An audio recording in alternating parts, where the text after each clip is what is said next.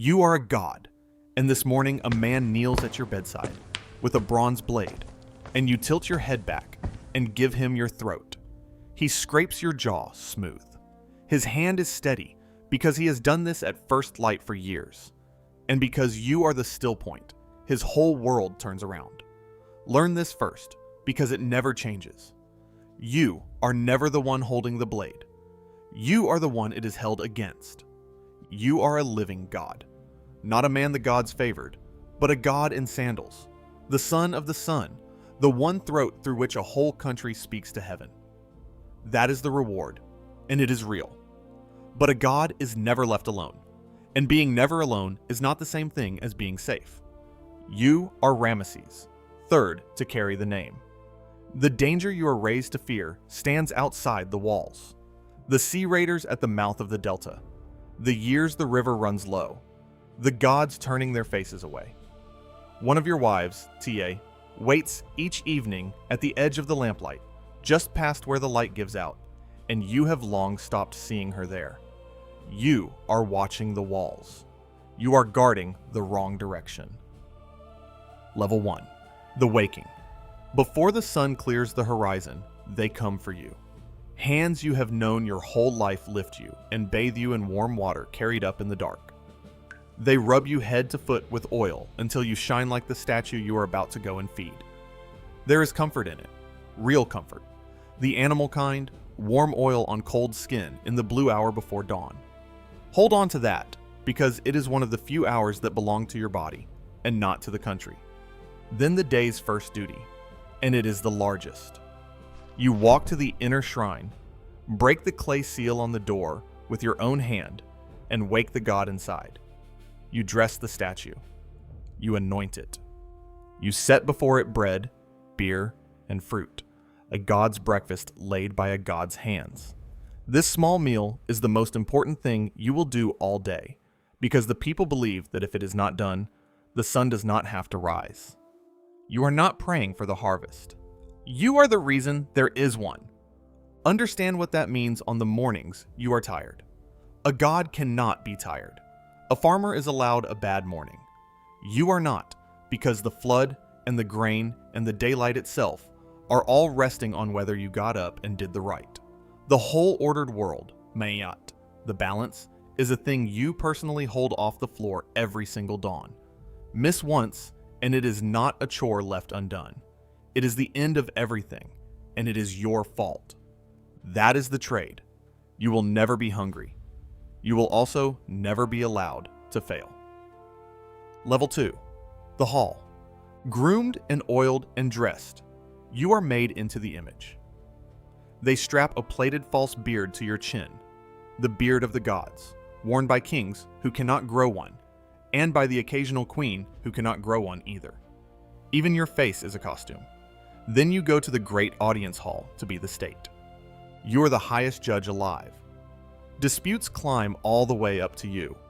Land, theft, a killing, a quarrel over a boundary stone in a village you will never see. Your word does not interpret the law.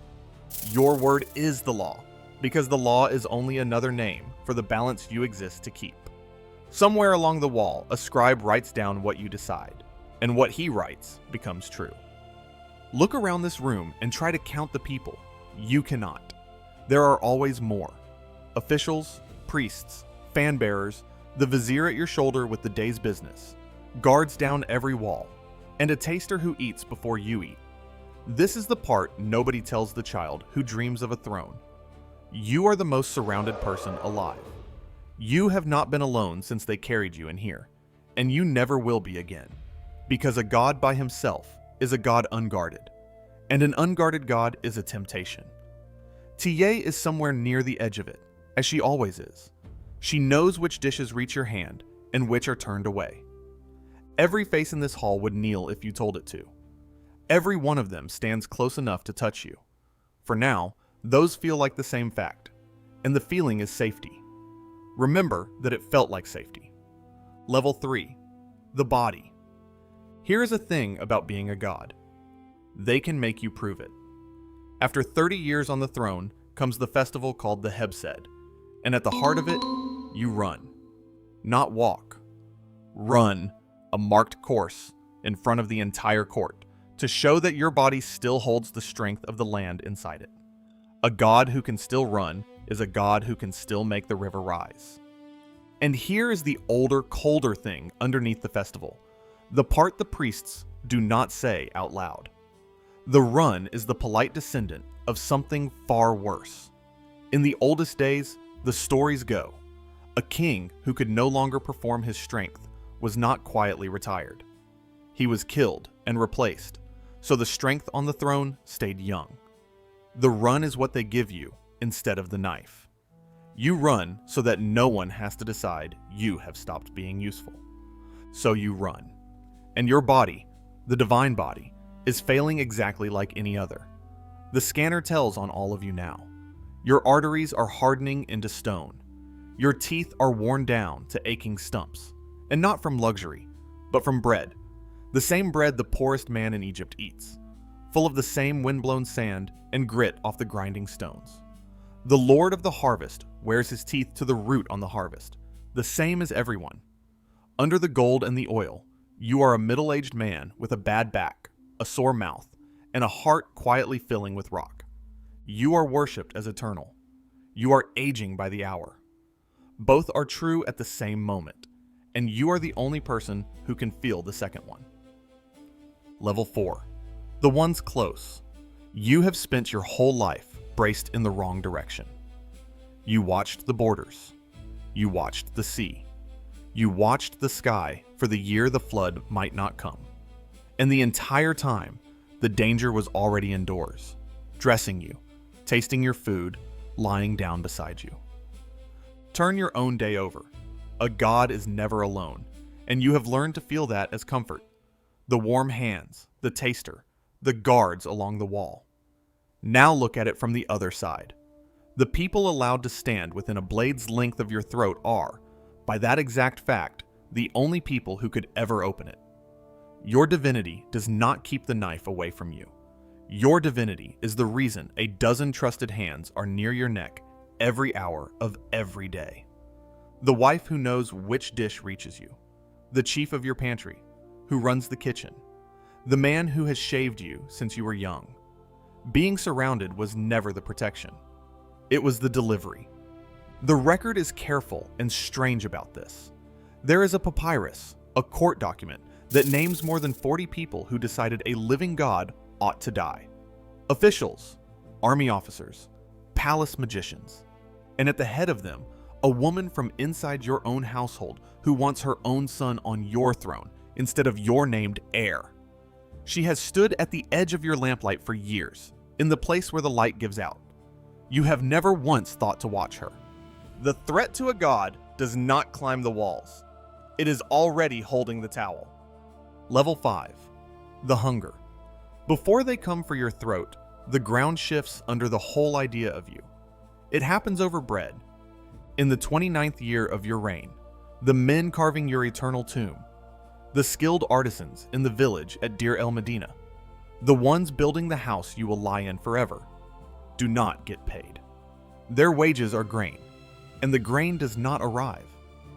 18 days past due, they set down their copper tools, walk out past the walls, sit down at a temple, and say the 3 words a god-king's country is never supposed to say. We are hungry. Sit inside what that means. You feed a stone statue a full breakfast every dawn, so the cosmos will not come apart. And you cannot feed the living men digging your grave. The god who feeds the gods has run out of bread for his own workers. A scribe named Amennakht writes the whole thing down, the first labor strike anyone recorded anywhere in human history, and it happens against you, the divine guarantor of plenty, in your own valley of the dead. And you did not decide to starve them. That is the quiet, terrible part. You simply never went down to the granaries. You never saw the empty sacks. The distance that makes you a god, carried and screened and surrounded, never alone and yet never near anything real, is the same distance that let your own tomb makers go hungry while you laid out fruit for a statue. The balance you hold off the floor every dawn is already on the floor. Everyone can see it lying there, but you. The cut. It does not happen on a battlefield or at the border. It happens indoors, among the people allowed close. The papyrus stays careful. It records the trial, never the killing itself. For 3,000 years, no one could say whether the plot had worked or whether you slipped it and died old in your bed. Then, in our own time, they put your body through a scanner. And there it was, hidden under the wrappings the whole time. A single cut, deep, run nearly ear to ear, straight down to the bone. You did not linger. Whoever held that blade stood as close to you as the man who groomed you every morning, because that was always the only kind of person who could. Here is the last thing. When the embalmers found the wound, they did not leave it open to the truth. They pressed a small amulet, an eye of Horus, a charm meant for healing, into the gash in your neck, and wound the throat in thick collars of linen to hide what had been done. Even your murder had to be dressed. Even in death, the god was not allowed to look like a man who bled. The woman at the edge of your lamp did not win either. Your named heir took the throne regardless. She and her son were tried and made to die, and she killed a god and gained nothing but a line in the one papyrus that bothered to keep her name. Then they did to you what they did to any body worth keeping. They drew your brain out through your nose in pieces and threw it away, because a god does not think with his head. They left your heart in your chest, because that, they believed, was where the real you lived. And they packed you in natron and waited 70 days for the man to finish drying into the god. You gave a man your throat every morning of your life. In the end, someone close enough to be trusted with a blade simply took the offer. That was the life, worshipped by a whole country and reachable only by a handful. Fed better than anyone in the kingdom, and unable to feed the men digging your own grave. A god on the outside, and the entire time a tired man with ground teeth and a hardening heart who was never once left alone. If that gap stayed with you, the god they knelt to and the man whose wound they hid so no one would ever see it, subscribe. There are more of these coming. Everyone alive is, in the end, the distance between the version of them the world needs and the person actually inside the skin. Most of us only close that gap in private.